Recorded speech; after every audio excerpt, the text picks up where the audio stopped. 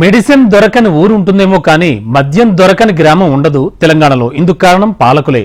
మద్యం అమ్మకాలతోనే ప్రభుత్వాలు రాష్ట్రాన్ని నడుపుతూ వచ్చాయి. ప్రభుత్వం పట్టించుకోకపోవడంతో అధికారులు వాటిపైన దృష్టి సైతం పెట్టడం లేదు. వెరసి మారుమూల గ్రామాల్లో కూడా 5-6 బెల్ట్ షాపులు ఉంటూ ఉన్నాయి.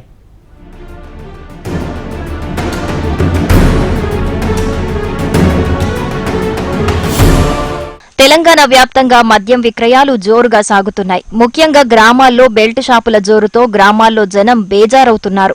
విచ్చలవిడిగా సాగుతున్న మద్యం విక్రయాలతో పల్లెల్లో చిచ్చురేపుతోంది. ప్రశాంతంగా ఉండాల్సిన పల్లెలు గొడవలు వివాదాలతో పట్టుతప్పుతున్నాయి. గత ప్రభుత్వం బెల్ట్ షాపులపై ఎలాంటి చర్యలు తీసుకోలేదన్న విమర్శలు సైతం ఉన్నాయి. సంబంధిత అధికారులు సైతం చూసి చూడనట్టు వ్యవహరించడంతో బెల్ట్ షాపుల నిర్వాహకులకు అడ్డు అదుపు లేకుండా పోయింది.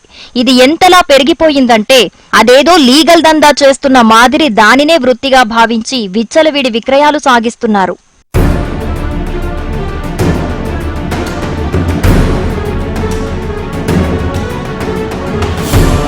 తెలంగాణ అసెంబ్లీ ఎన్నికల సమయంలో బెల్ట్ షాపులపై కాంగ్రెస్ పార్టీ హామీ ఇచ్చింది. గ్రామాల్లోని బెల్ట్ షాపులను తొలగిస్తామని చెప్పింది. దీంతో ప్రభుత్వం ఆ దిశగా చర్యలు తీసుకోవాలని కోరుతున్నారు. కొమురం భీం ఆసిఫాబాద్ జిల్లాలోని 15 మండలాల పరిధిలో 335 గ్రామ పంచాయతీలున్నాయి. గ్రామానికి 3 నుంచి 5 బెల్ట్ షాపులు ఉన్నట్లు అంచనా వేస్తున్నారు. ఈ లెక్కన జిల్లాలో 1000కి పైగా బెల్ట్ షాపులే ఉన్నట్లు తెలుస్తోంది. కిరాణా షాపుల ముసుగులో ఈ బెల్ట్ షాపులను కొనసాగిస్తున్నారు. మద్యపానాన్ని నిషేధించాలని అప్పుడు ఏలినటువంటి ప్రభుత్వాలన్నిటికి కూడా మేము వినతి పత్రాలు ఇవ్వడం జరిగింది. మేము వచ్చిన తర్వాత బెల్ట్ షాపులు తీసేస్తామని చెప్పేసి హామీ ఇచ్చారు. ఇవాళకి 3 నెలలు గడుస్తా ఉంది ప్రభుత్వం అధికారంలోకి వచ్చి. కానీ ఆసిఫాబాద్ జిల్లాలో విపరీతంగా బెల్ట్ షాపులు గల్లీకి పల్లెటూర్లలో కూడా 5 నుంచి 6 విపరీతంగా బెల్ట్ షాపులు పెట్టారు. ఉమ్మడి ఆదిలాబాద్ జిల్లాలలో ఎండాకాలం వచ్చిందంటే ఏప్రిల్ నుంచే మంచినీళ్ళ కొరత ఉంటది ఇక్కడ. కానీ మద్యానికి మాత్రం ఏ కొరత ఉండదు.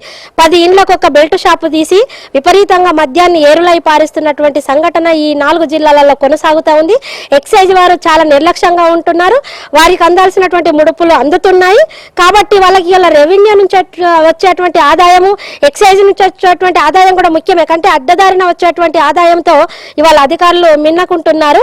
దీంతో యువత చెడిపోయేటువంటి అవకాశం ఉంది. వెంటనే ఆసిఫాబాద్ జిల్లాలలో గ్రామాలలో పట్టణాలలో ఉన్నటువంటి బెల్ట్ షాపులను ఎత్తివేయాలి. మద్యం కోసం పట్టణం పోవాల్సిన అవసరం లేకపోవటం, గ్రామాల్లోనే కావాల్సిన మందు దొరకడమే కాకుండా మందుబాబులకు సకల సౌకర్యాలు కల్పించటంతో బెల్ట్ షాపుల దందా 3 పువ్వులు 6 కాయలుగా సాగుతోంది.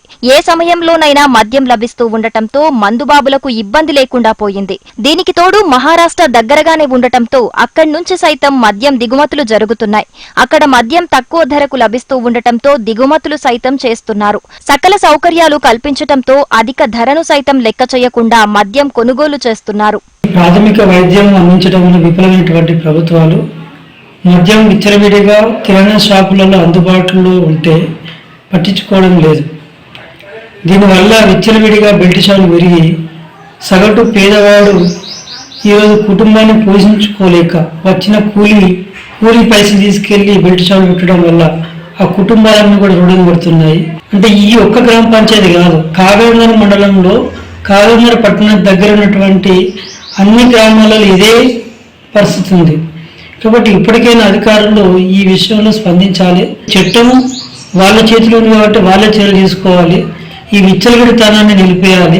ఎనీ టైం మందు అనే పద్ధతిలో బెల్ట్ షాపులు నడుస్తున్నాయి. అర్ధరాత్రి అపరాత్రి అనే తేడా లేకుండా గ్రామాల్లో మద్యం దొరుకుతోంది. బెల్ట్ షాపులపై అడపాతడపా దాడులు చేసి కేసులు నమోదు చేసి చేతులు దులుపుకుంటున్నారన్న ఆరోపణలు అధికారులపై ఉన్నాయి. బెల్ట్ షాపులను గ్రామాల్లో నుంచి తొలగించేలా అధికారులు చొరవ తీసుకుంటేనే గ్రామ పంచాయతీలు గతం మాదిరి సుందరంగా మారుతాయి. ప్రభుత్వం సైతం ఆ దిశగా ఆలోచన చెయ్యాలి.